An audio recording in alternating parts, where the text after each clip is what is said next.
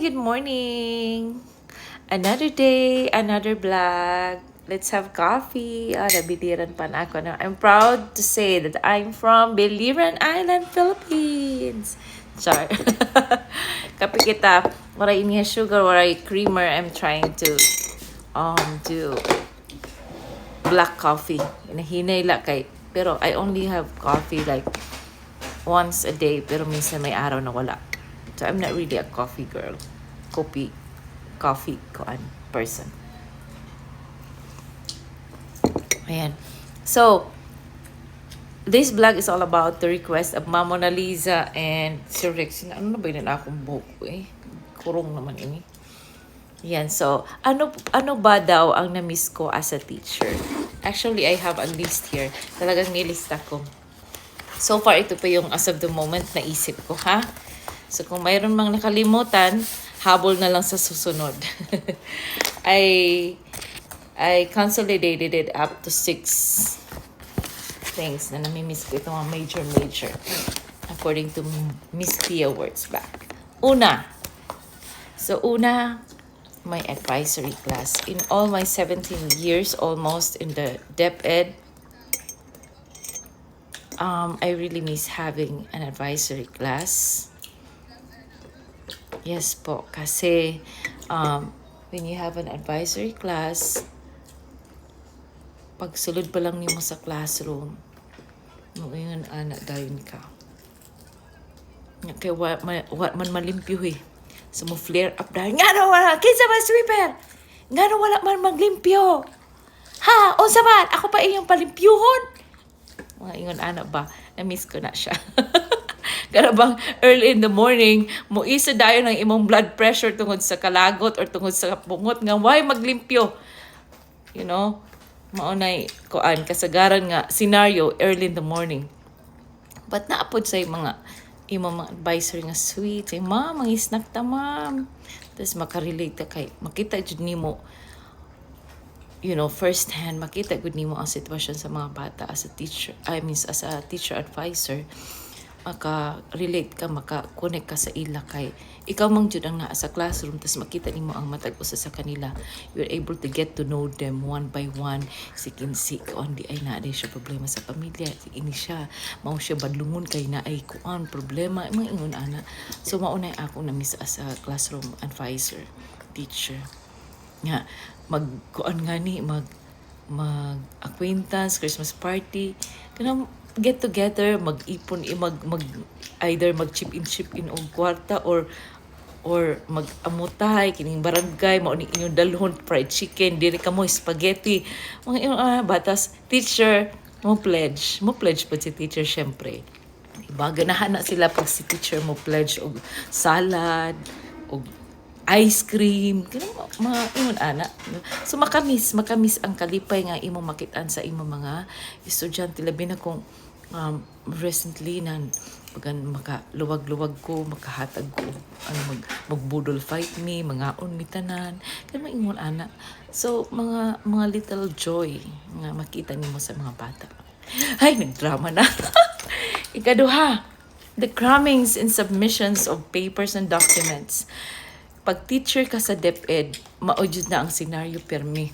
Labi na kung hapit na mahuman ang bulan.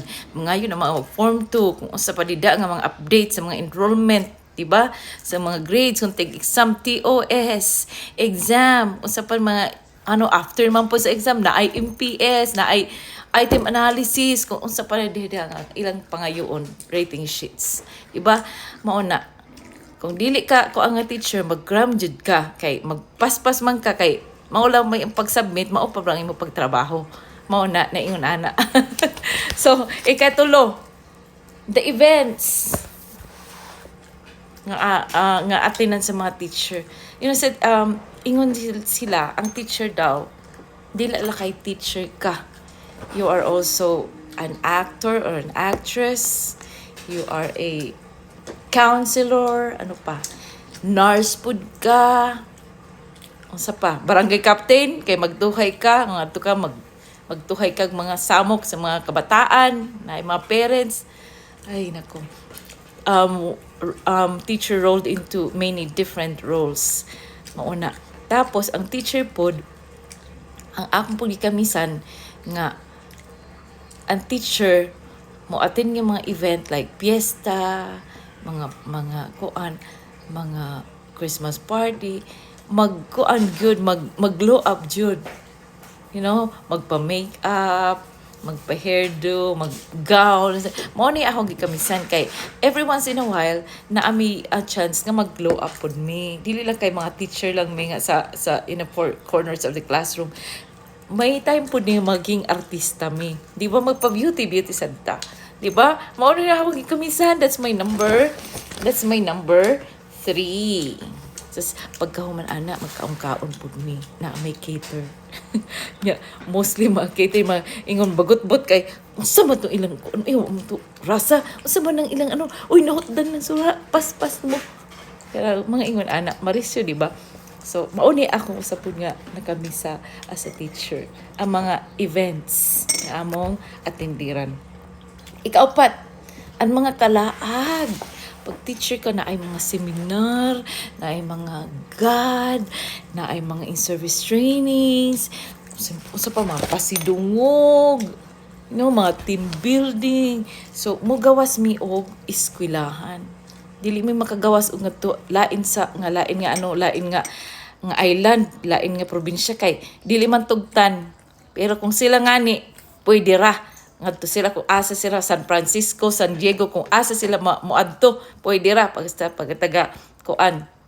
Alams na. Pero ang teacher ngani dili tugtan. Naarang na mo sa umas kutob. Nangatalbo na ako laon. Mauna. So mauna. Uy, waray magmatalbo ko na imo. So, di siya, uy. Nga di magod akong cellphone. So, miss ko gihapon kay pag naay mga chance nga makagawas mi, like mag-island hopping mi. So, lipay kaayo kay nakag-unwind si teacher. Di ba? So, mauna. We're looking forward to that. Kaya mag-meeting na nga ni, bahalag na ibayranan. Amot. Kay talagsaon lang ni. Di ba? Pero naapoy dili mangamot. Pero gamay rat sila.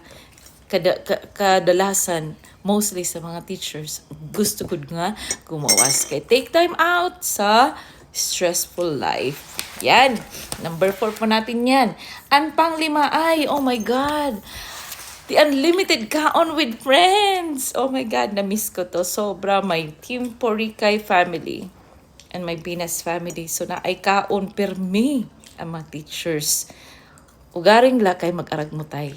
Mao jud na, di ba? Mag-chip in man gud ta kay dili man gud ta maka-afford kung pagkaon tag kita magpakaon, di ba? So mag-chip in ta. So na ay mga party ginagmay na ay birthday na ay kaon syempre. Mao na ako kamingawan. Labi na kung maglaw-oy mi sa kang Mona Lisa Garden na ay mga ma-harvest. Mao na maglaw-oy mi dayon or magsupas mi or magunsa mi magsampurado mi. Kakamis. Oh my God. Number 6, ang mga kabataan.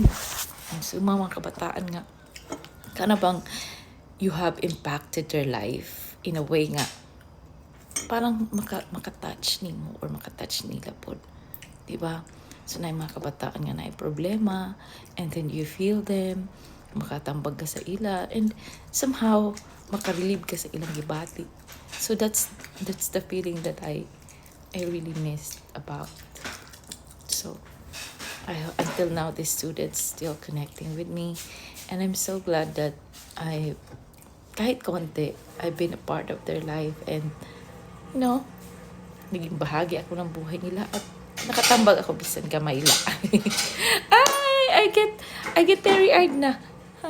Amo lahat na akon, so far, as of now, ako na hunahunaan niya na miss ko bilang teacher. Yeah. And sum it up kalau in 6 reasons, in 6 kay ni. Ayan.